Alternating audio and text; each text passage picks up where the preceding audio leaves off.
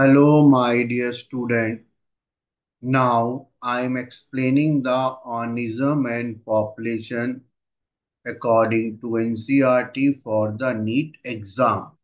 चलिए स्टार्ट करते हैं।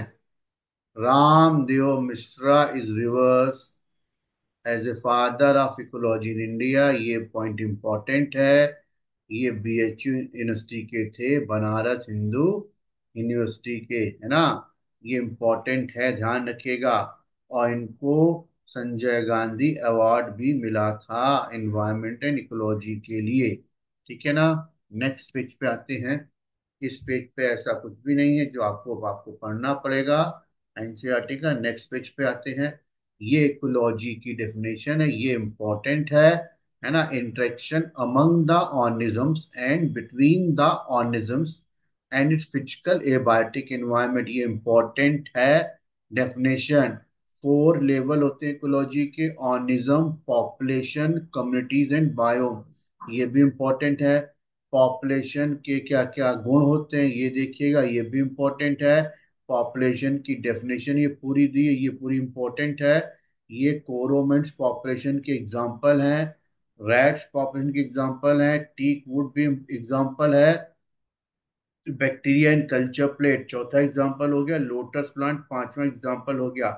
पॉपुलेशन इकोलॉजी का भी क्या यूज है, ये भी इंपॉर्टेंट है। अब पॉपुलेशन का जो होता है, पॉपुलेशन जो होती है बर्थ और डेथ नहीं होती है, ठीक है। पॉपुलेशन में बर्थ और डेथ रेट होते हैं।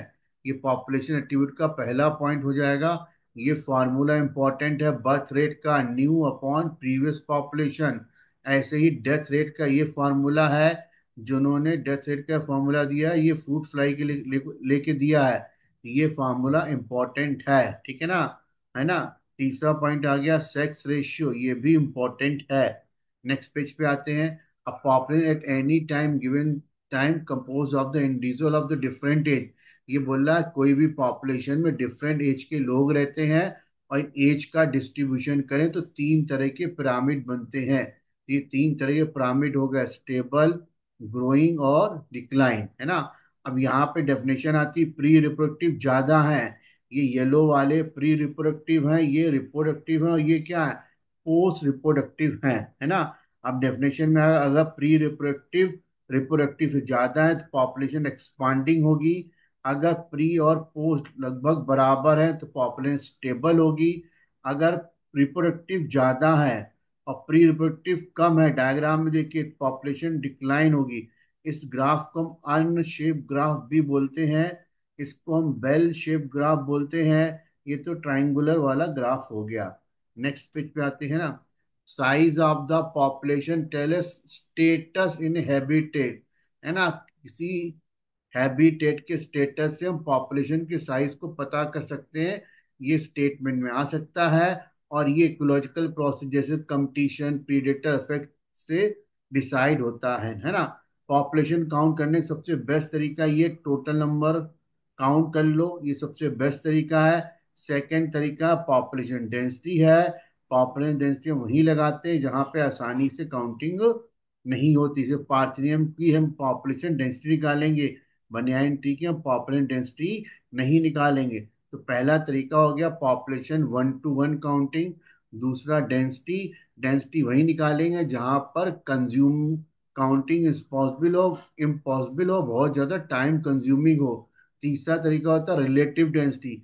ये ज़्यादातर एक्वेटिक पर्पस के लिए क्या आता है, जैसे पॉन्ड में कितनी फिश हैं तब हम रिलेटिव डेंसिटी निकालते हैं ना। और इनडायरेक्टली मेजरमेंट आता है जब ऐसे एनिमल जो हमको दिखाई ना दे, है ना, आसानी से हमको दिखे, जैसे टाइगर।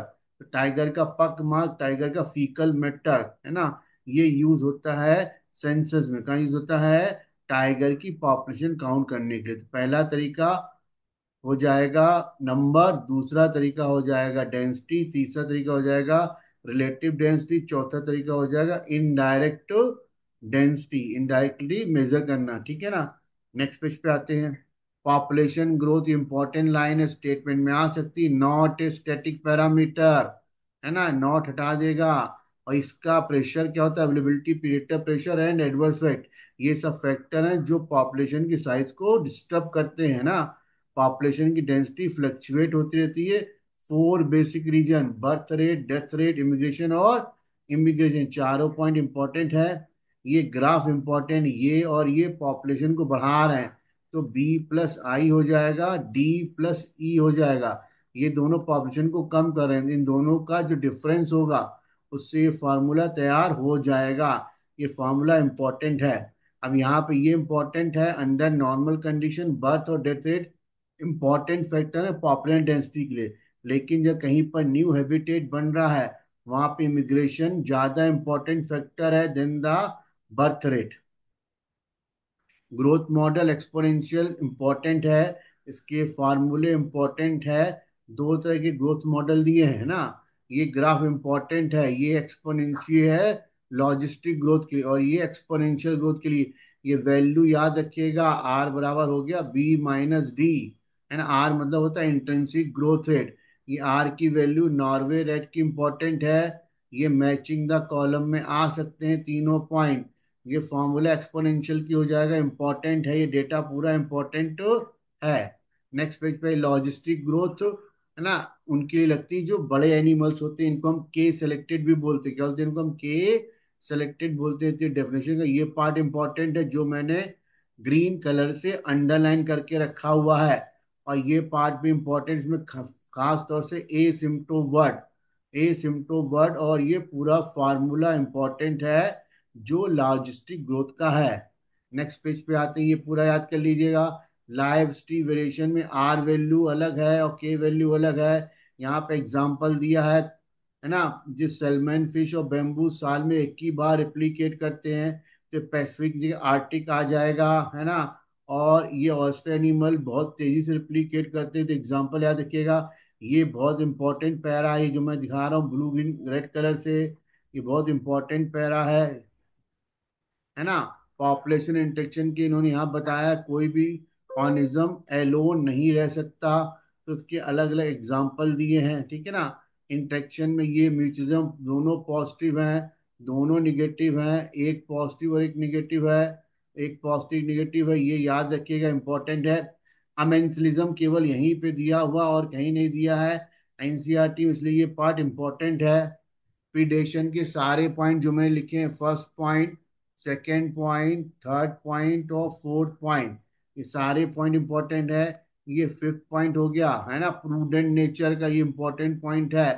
सॉरी, पिजास्टर का इंपॉर्टेंट पॉइंट है, कैसे प्रीडेटर प्रे के स्पीसीज डाइवर्सिटी को मेंटेन रखते हैं। प्रूडेंट वर्ड भी इंपॉर्टेंट है। नियरली 25% फाइटोफैगस इंपॉर्टेंट है। मॉर्फोलॉजिकल और केमिकल कंट्रोल करते हैं। कैक्टस अकेशिया मॉर्फोलॉजिकल होते हैं, जो अपने आप को बचाते हैं प्रीडेटर से।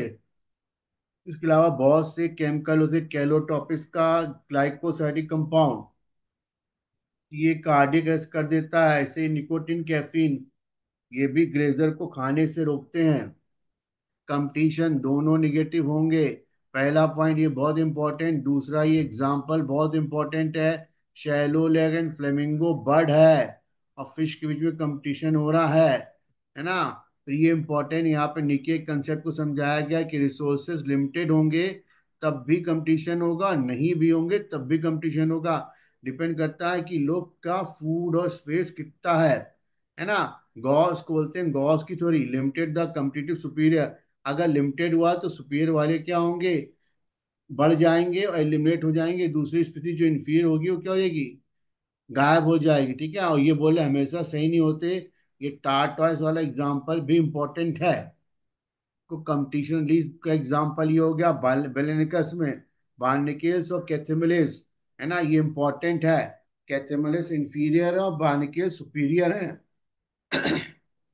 ये स्टेटमेंट आ चुका है नीट के एग्जाम में, ये बहुत ही इंपॉर्टेंट है, इसको थोड़ा समझ के पढ़िएगा, रटिएगा नहीं। नेक्स्ट पेज पर आते हैं। कंपटीशन एक्सक्लूजन का प्रिंसिपल गाउस ने दिया था, आपको पढ़ाया था क्लास में। रिसोर्सेस पार्टीशन का एग्जांपल इंपॉर्टेंट है ना। मैक आथुर भी आएगा और डार्विन फिंचेस भी आएंगी। इन बर्ड्स के लिए कितनी बर्ड्स थी, 5 रिलेटिव बर्ड्स थी, तो ये पूरा ग्रीन वाला पार्ट इंपॉर्टेंट है। पैरासिट में फ्री लोडिंग मील इंपॉर्टेंट है ना। ये कोएवोल्यूशन का एग्जाम्पल है।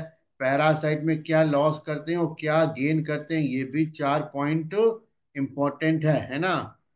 एक्टोपैरासाइट से ज्यादा इंपॉर्टेंट एंडोपैरासाइट है। एक्टोपैरासाइट की एग्जांपल इंपॉर्टेंट है, बट एंडोपैरासाइट ज्यादा इंपॉर्टेंट, ये पूरा पढ़िएगा। ब्रूड इतना इंपॉर्टेंट नहीं है।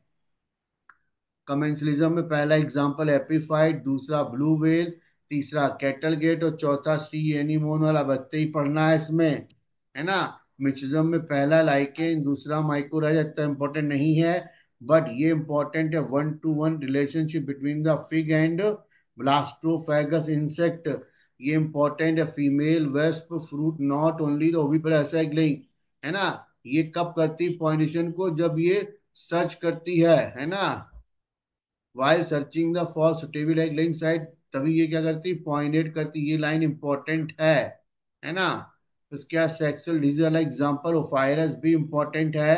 स्यूडो कॉपलेटर, है ना, फीमेल भी ऐसा रहता है, अगर फीमेल भी चेंज हो गया तो इनका पॉलिनेशन का पैटर्न भी चेंज हो जाएगा। ये अपना